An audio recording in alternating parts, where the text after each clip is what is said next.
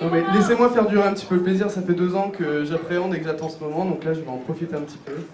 2 ans, c'est le temps qu'il aura fallu à Romain et Johan pour ouvrir leur bar culturel à Montmorency, un projet né sur les bancs du lycée. Les Lumières, c'est d'abord un rêve. C'est un rêve qu'on a fait quand on était adolescent, on était encore au lycée de Montmorency il y a une quinzaine d'années.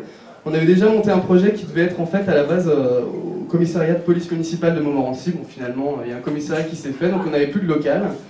Finalement, en novembre 2008, Romain, âgé alors de 22 ans, reprend aux enchères le bail d'un concessionnaire automobile. Le projet est alors sur les rails. S'ensuit un véritable parcours du combattant jonché de refus de prêt et de mise aux normes pour enfin ouvrir leur café-concert. Un lieu qui se veut aujourd'hui un nouveau pôle culturel entre Cergy et Paris, mais pas seulement destiné aux plus jeunes.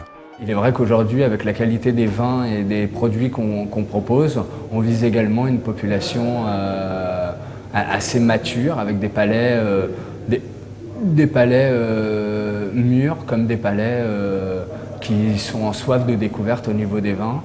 Bar à vin et tapas, espace cosy et raffiné, soirées à thème sont autant d'arguments pour attirer une clientèle large. L'objectif à terme est de dynamiser la vie culturelle du secteur, une idée réfléchie depuis longtemps. J'ai toujours voulu monter un commerce, mais je ne me voyais pas dans un truc strictement commercial.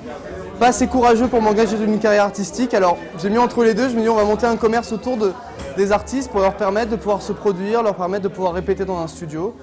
Et surtout en banlieue, parce que le projet n'est pas hyper original pour Paris, mais c'est vrai que pour la banlieue, c'est un lieu un peu original, parce qu'il n'y a quand même pas grand chose dans le coin, il faut le dire.